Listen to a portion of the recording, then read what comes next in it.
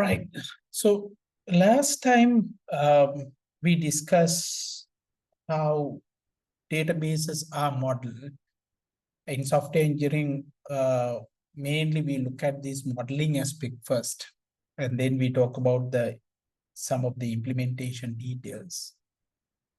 So in this session, I'm going to talk about how we can use object-oriented analysis and also use different modeling techniques when you want to develop something in object-oriented fashion.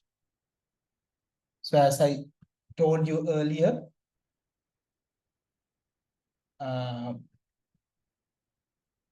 in this part, we are going to talk about various aspects of object-oriented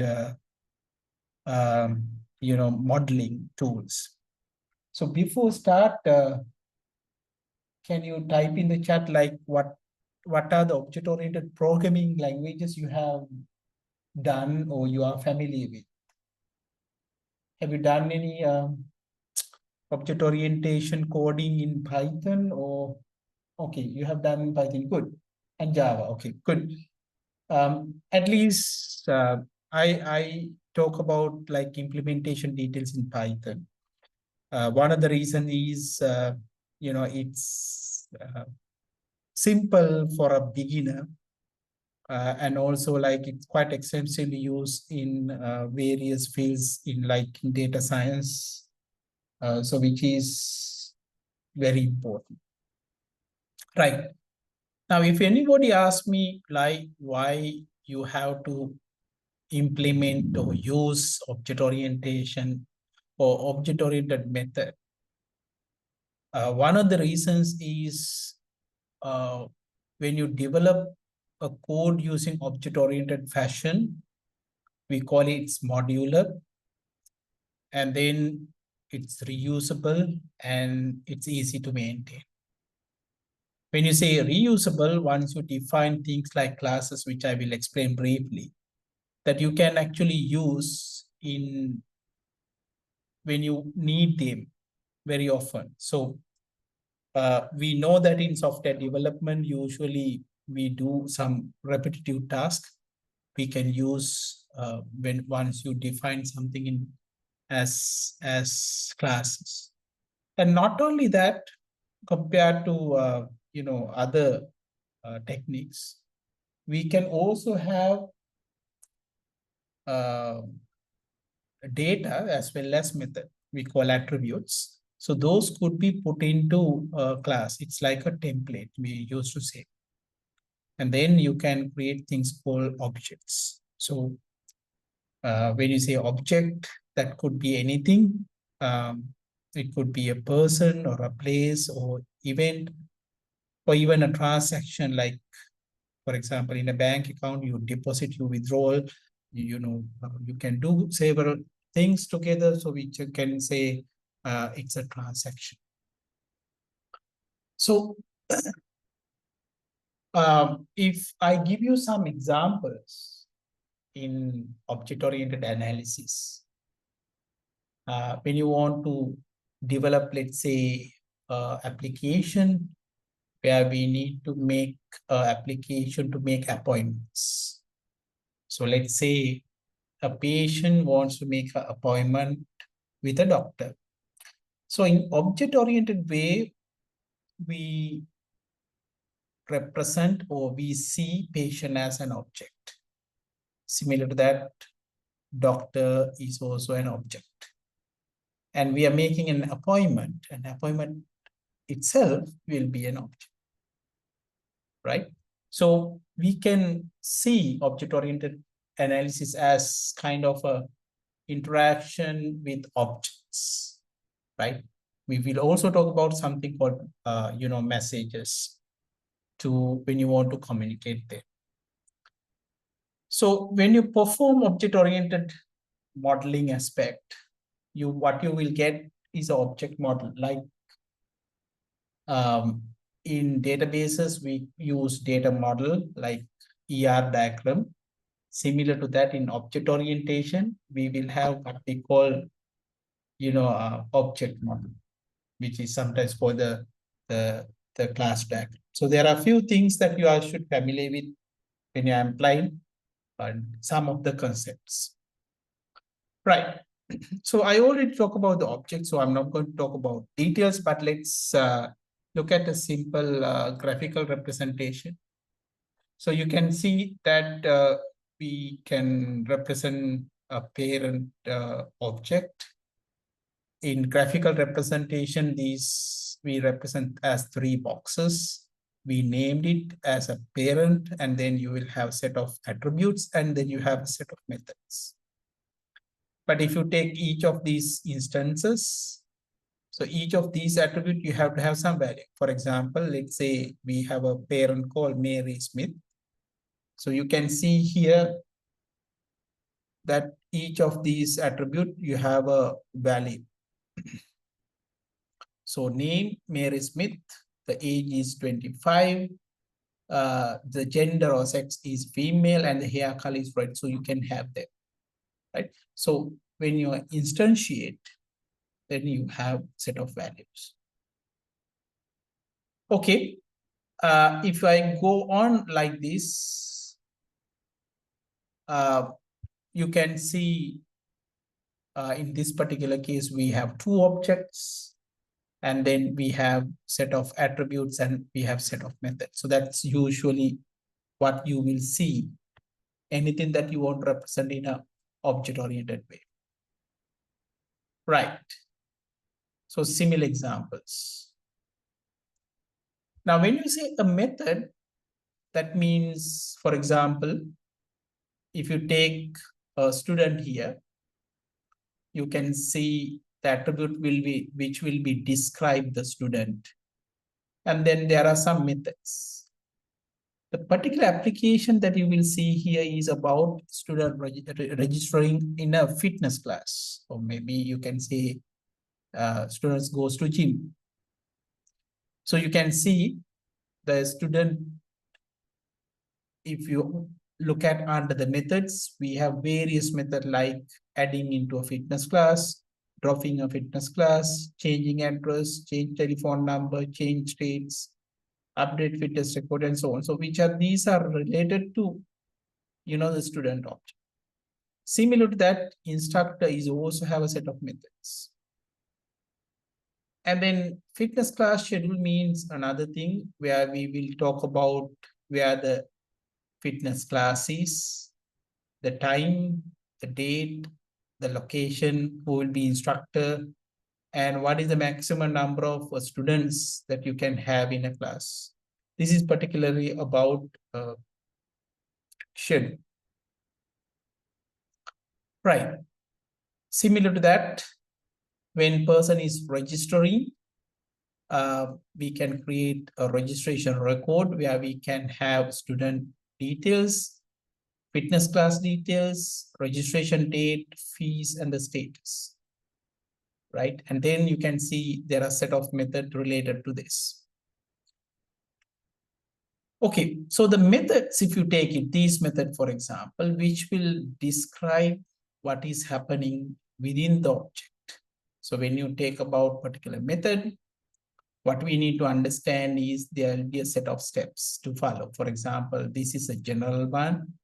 Let's say you will have a method called more fries, which means, okay, you have to follow these steps to, create fries, right? Any method, you should be able to identify each of these steps, how the method works. Right. And then last point at that, what we want to talk about is messages. Now you have seen that in particular application, you can create several objects, but when you want to interact each other, that means by sending messages. So for example, when you talk about a message, let's say we have 3 different objects, and we are passing a message, and that message will goes to different objects, and different objects can perform different things. So when you say good night, parent, how it affects to parent will be different from how it affects to the dog and how it affects to the child, right? So that's what you need to understand. That means message giving different meanings to different objects we call polymorphism. That means there are many forms which you use to say, right? So that's some of the ideas that comes under object-oriented principles. I hope you have already done this, but I won't look at only the looking at the modeling aspects. Now, when you talk about the objects, when you group them, we call it a class.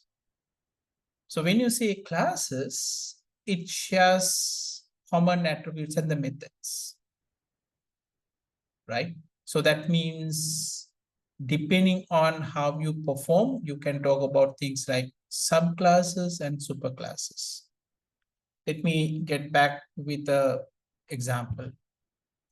Now, let's say we have a class called vehicle. And as you can see, you can have three parts. You can see vehicle, we have attributes, and we have methods. Now, this is general one when you say vehicle. But let's say you are going to have a specific class of vehicles like car, minivan, truck, school bus, and so on. So which means these are known as subclasses. They are specialized, which means, for example, if you talk about truck may have its own set of attributes. School bus is also have its own set of attributes. So generally what happened, so saying that this is your parent class, so you are going to inherit all these attributes. So if you look at the car subclass and it inherits, which means it also has all these attributes from your parent class, or the methods from your parent class. Right. Similar to that, another example, employee, manager, office staff, and instructor. Right. Then sometimes you can, now here we call specialization. The process we call specialization, going from parent to child. So class and subclass. The next point is we have to talk about generalization. When we say generalization, that means the common attributes and method in classes can be put into what we call the superclass. So it means, okay, we have employee, right? So under the employee, there are different categories. So one is instructor, that means specialized, a type or subtype of employee. So you can see that this is specialized. But when you generalize more, that could be the person. That means anybody can have a name and a date of birth. Whereas when you are an employee, that means you work for a organization, then you have a set of other attributes. And within the employee, you have another set of attributes, right? So going from class to superclass, we generalize. Common attributes belong to similar classes. We put into what we call superclass. And you can specialize classes to subclasses by specialize them, which means in this particular case, this will inherit all the attribute from here. Right. So those are the main things that we have discussed. Similar to ER diagrams, in objects and classes also we have what we call relationships, right? So we can talk about different types of relations. So this is what I discussed early, that when you take child classes, child class inherit, that means it will have all the attributes defined in a parent class. Similar goes with methods as well, right? So all the methods in the parent class will be available here. The term that we use is inherit. It's something like some of our features are coming from our parents. We inherited from our parents. Some from father and some from mother, similar to that. So getting attributes and the methods from parent to child, we call inheritance. So usually child class inherits all the attributes and all the methods from employee class. Right. Now, this is the place that I would like to discuss, because this is what I want to discuss. For example, implementation of object-oriented principles. Now, you might have already learned about how to define a class and all, but when you want to represent as a problem which you want to model in object-oriented fashion, you have to develop something called object diagram. So in object diagrams, what we mainly identify is objects, the classes, and their relationships, right? So by developing object diagram, you can develop or you can represent a system. So you can get an overview of the system. Let's look at an example where what we talk about student registering in a fitness class. So what you see here is a very high level object class diagram. In this particular case, we are not going to represent their attributes and the method, just the class name itself, right? Okay, now let's say students want to take some fitness class, right?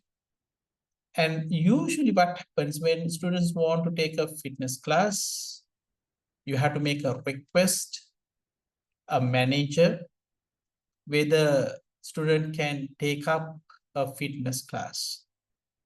So usually manager will determine whether the student request can be accommodated. If that is the case, it will open the registration record.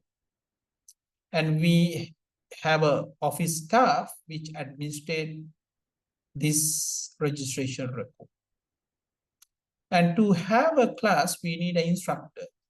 Instructor will indicate whether the instructor is available for this particular case.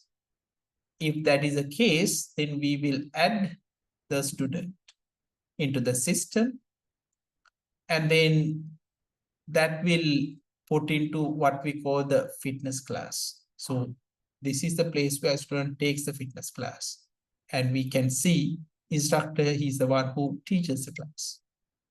So in this particular diagram, it will show you the interactions. One more thing is, you can see manager, office staff, and instructor all are employees. So you can see this represents the superclass and subclass relation. Okay. Now, when you want to represent, class diagram or object modeling, we are using a unified modeling language or UML. This is widely used technique when you want to visualize or document the information system. So as you all are developing software, if you want to elaborate or when you want to model your systems, so these techniques are very helpful. So we know that you have already discussed about requirements. So initially, when you are designing a software system, you gather the requirements. And once you gather the requirements, we can decide what features we need in the system. So we can use what we call use cases, and we can develop use case diagram which reflects this. Then for a particular use case, we can design the class diagram. There could be many cases, but for a particular one, we can draw a class diagram that is represent the whole structure. Then we can capture the dynamic interactions using sequence diagrams. Then we can represent different states using state transition diagrams. And finally, we can talk about activity diagrams. I will briefly discuss those things. But I guess you have already done some of these ideas, right? So may I know that whether you already know about the use case diagrams?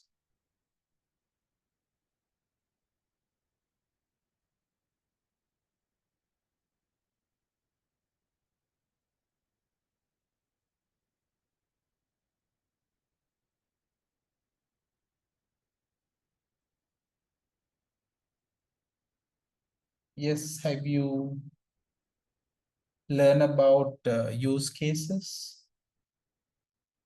Yes or no?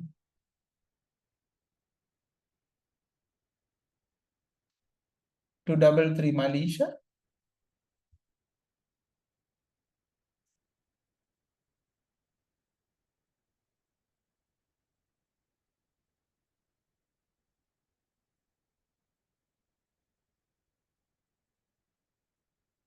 $140 Chanuk?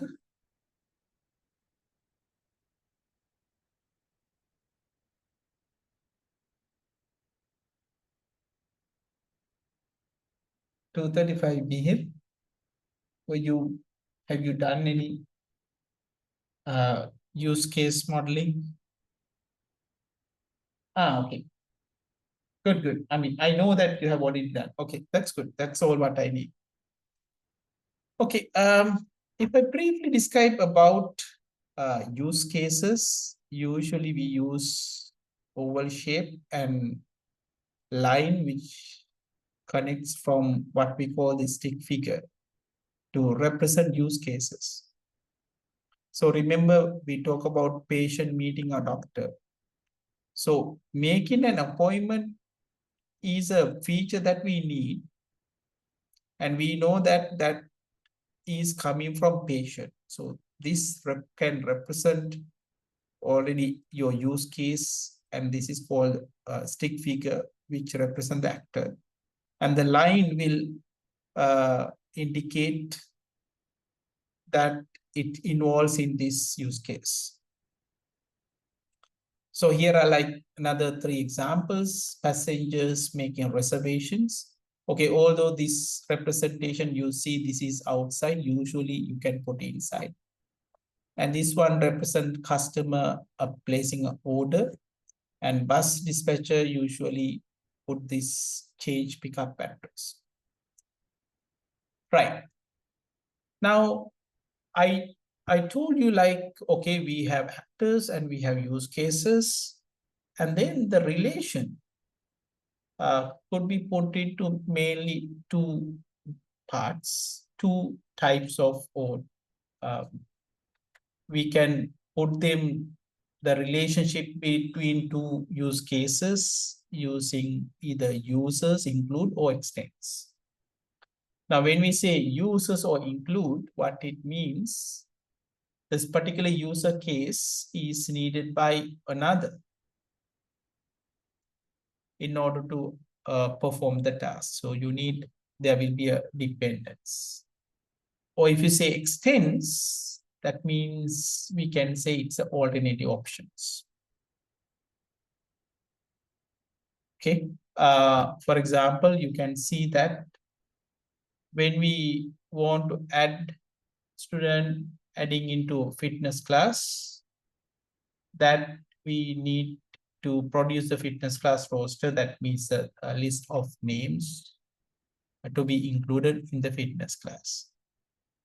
And then similar to that, when you say instructor, when instructor change the availability, which says whether instructor is available for the class or not,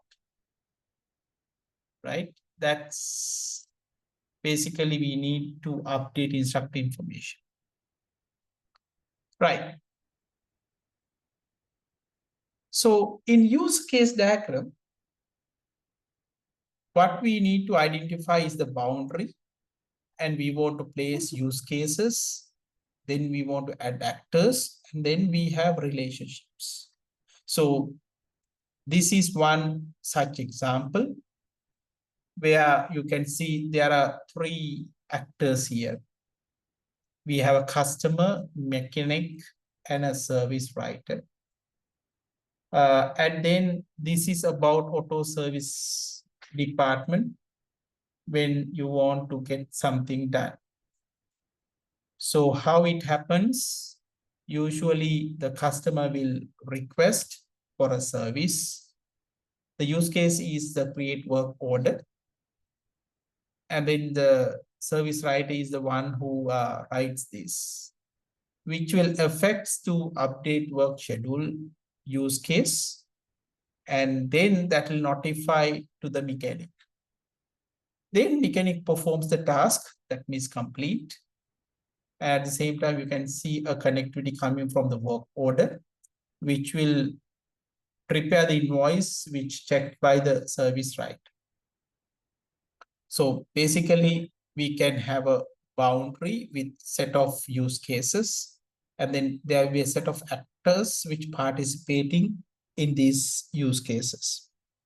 So we can see that in this particular use case, there are two actors are participating. In this particular case, it will affects to one here. And then in this one also, we have like two actors participating in this. Right. But different books uses different representation. For example, this is one of the common way to represent use cases. This use case is about class registration. You can see that there's a student, right? And there will be a registrar, which is, it could be another system. In this particular case, we are representing another system. So these are the use cases for the student. The student can view the class schedule, student add class, drop class, and then view classes, right? And what you see here is, I hope you have done agile processes. In software development, nowadays we do, in an iterative fashion. So in this use case diagram, you will see something called release one. That means in the release one, you are focusing only on 4 use cases. In the second release, this is the new addition to the diagram. And third, you have another part. So this is how usually use cases are evolved in different releases. Similar to that, in this one, another representations, again, shows you different interactions. Now, for example, you can see similar to superclass, subclass relations. When you have a customer, right, we could have, 2 types, 2 subclasses like new customer and existing customer. So in this, we represent those and how they interact each other. Right. Now, once you have the user case ready, the next step is using use case, you draw the class diagram, right? So you select a particular use case and you can create a, class diagram. That's the process usually we follow, right? In classes, we use rectangles, and then we have 3 parts where we have a class name, attributes, and the methods. And then we can have lines to make the relations, right? Okay. Now, similar to in ER, we talk about different types of relation. In classes also, we talk about the same type of relation.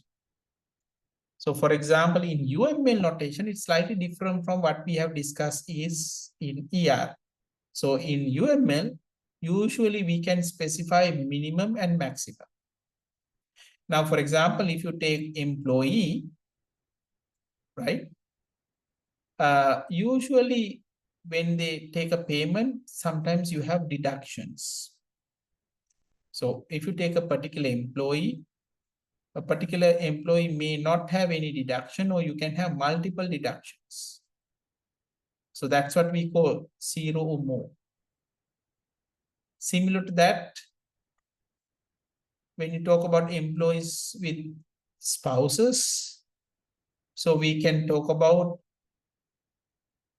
the employee can have 0 or maximum of 1 spouse. So we can put it in this representation. If the relationship is exactly 1-to-1, so manager works for a particular office, and office you have a office manager, we can say this is 1-to-1 relation, you just put 1. Then if you take things like order and items, we know order can have at least 1, and then you can have any number. So we can say 1 or many. So this is the representation we make in classes. So you can see when you put this into modeling, it will be something like this, right? So in this case, we are not going to represent everything in detail. So you can see here we have classes, sales manager, you will have set of attributes and the methods. Similar to that, you have another class, sales rep, you have set of attributes, set of methods. Right. And this relation, according to the UML, what it means, if you take particular sales manager, can manage 0 or more sales reps. Similar to that, we have a sales office here. Sales manager is managing exactly 1 sales office. And then sales reps are usually assigned to sales officers. So sales office, according to this representation, right? So sales reps are assigned into sales office. The minimum is 0, maximum is any number, 0 or more, we used to say. Then here we have a class. Usually sales reps are assigned to classes. Customers. In this particular case, sales rep could be assigned into 0 or more customers. And then you have an order. The customers can place orders. So when you say a particular customer, you can have 0 or more orders. But if you take order should have at least 1 or more items. So you can see, we will see the overall picture when you design a class diagram like this. Here is again another version of object modeling. In this particular case, if you remember, our database problem that we have discussed is represented as a class diagram, right? Can you see? For example, we discuss employees works for department. So you can see here, employees, you can see have set of attributes, and then you have set of method. The department also set of attributes, you have set of methods. And here are the relations, right? So we can say, okay, employees works for the department. So when you say minimum and maximum 1, so you can put 1 in previous example. Similar to that, if you take a department, you can have 1 and more. So in this particular case, we say you have to have at least 4 employees in the department. Right. Another example, in this particular case, we will represent some superclass, subclass relations. For example, bank accounts could be in two types, current accounts and savings account. So what happens here now, all these attributes and the methods should be available here as well, which we call the inheritance. Another example, which I'm not going to describe, but I hope you can understand. For example, this is a superclass and subclass relation. So you can see we have a person, and then the subclasses are employees and the customers. And then you can see there are relations with all the available classes. Right. Now that we discuss about use cases, and what I told you is you develop the use cases, and then you select the use case, you draw the class diagram. But the problem with the class diagram is we normally call it static because we don't know what is happening inside, how it interact with different classes. So that means we really don't know how it interacts. What are the steps within this relation? So that can be explained using what we call sequence diagram. Simply, sequence diagram represents the dynamic behavior. When you say dynamic behavior, you can see in this representation, we have two classes, and we have normally have dash lines, which indicates the life line. And then what you see here, the horizontal figure where the interaction happens. So in this particular case, this will represent that, okay, class 1 send a message to class 2, and then class 2 will send a message to class 1. So once you do this interaction, it will get destroyed, the objects that you create. And then you can continue with class 1. Right. Here is another example. Students registering for a fitness class, and this will show you the dynamic behavior when you are registering a student in a fitness class. So I told you in the beginning, student is the one who make the request, which was not very clear in our previous diagram, but in this one particularly, it will show you, okay, student is the one who actually requests the fitness class. And this is the place manager is involved because manager has to check fitness class schedule because you have a maximum number of students you can have. So if it is okay, then that means if you have free time, then you can inform back to the students that, okay, you have, place in our new, our fitness class. Now, once you get that information, student will pay and manager will put it to the registration record, and then the students registration record happens in here. So this is the end of the object registration record. Right.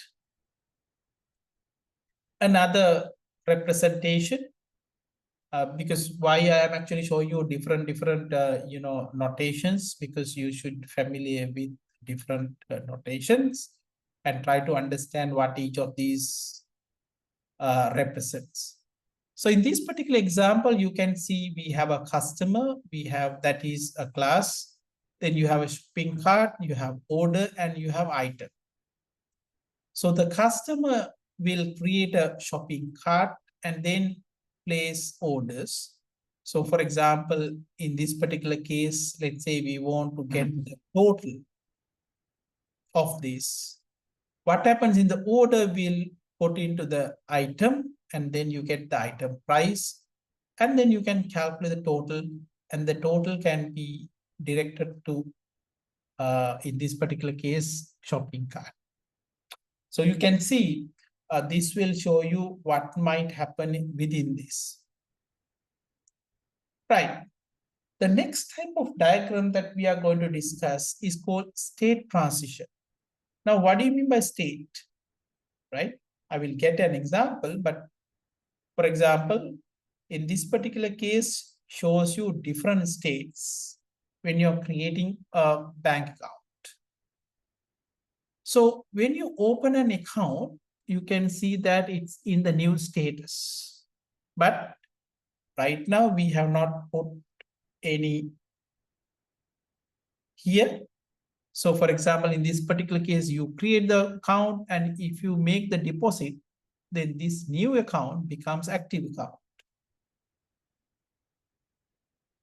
Right. And then we have a close, and we can see that the bank closes the account, customer closes the account. These are the options you have. And then when you want to attach assets, and then you can, when you say froze, then it will release. So what actually could happen as a frozen here is sometimes the students are not very active, and then we want to make it available for the others. Right? So we normally say it's in the frozen state. Right. Activity diagram, it's like the flow charts, and it will represent different actions. Right. For example, in here, this is called an activity diagram. In this activity diagram, what you need is what will happen when you a customer interact with the ATM. So usually when customer needs some cash, then customer can insert it to the ATM class. If the card is registered, accepted, then you have to enter the PIN. So you put the card, you put the PIN. If the PIN is correct, then there are two paths we can take. So as a customer, you request cash and you check whether the sufficient funds available. If that is the case, you will say, okay, you have adjust the balance, and then you will get the cash. Similar to that, if you don't have enough funds in your account, we will put a notice. In this particular case, we notify it to the customer. Right. Okay, a small exercise that I would like you to think about. The small exercise is think about an information system which can be used to improve the objectives of an organization. For example, I told you the other day, for example, if you take SLTC as the non-state, the university, what we want is to improve the quality of education, or we can have educated lecturers with or qualified lecturers, right? So similar to that, you can define what your objectives are. Now, once you identify your objective, then you can think about the actors and use cases. Simply what you have gathered during the requirements gathering, then you can make some points here. Then once you identify the use cases, you select the use case, and then you create a use case diagram. And then when you select a particular use case, then we create a class diagram. And finally, create a sequence diagram for the use case you select. Right. I think these are the topics that I would like you to think about, because this is exactly what I want to cover up, because now we discuss the basics that we need to discuss the next two topics. Right? In this particular case, when you take next two topics,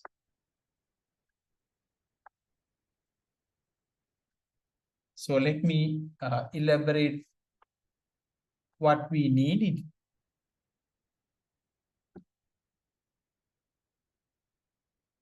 So the first one that we would like to discuss is the implementation details.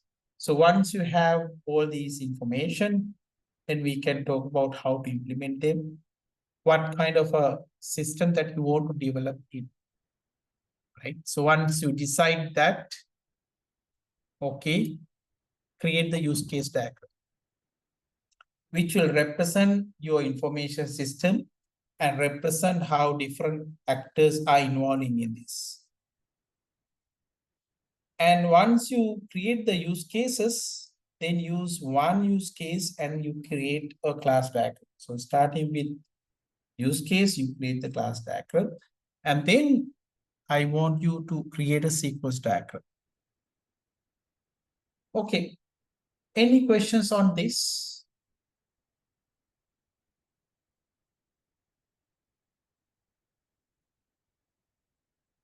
So for example, in university environment, let's say in the university, the possible actors are student, lecturers, department heads, deans, and so on, right? And you know that we perform various tasks, which we can represent them as use cases, right? Okay, if you have no any questions, right? I would like to stop for today, and then the next week one. Now, since we are ready, we can talk about some implementation details, right? And then finally, we can talk about the maintenance aspect of this. Okay, then.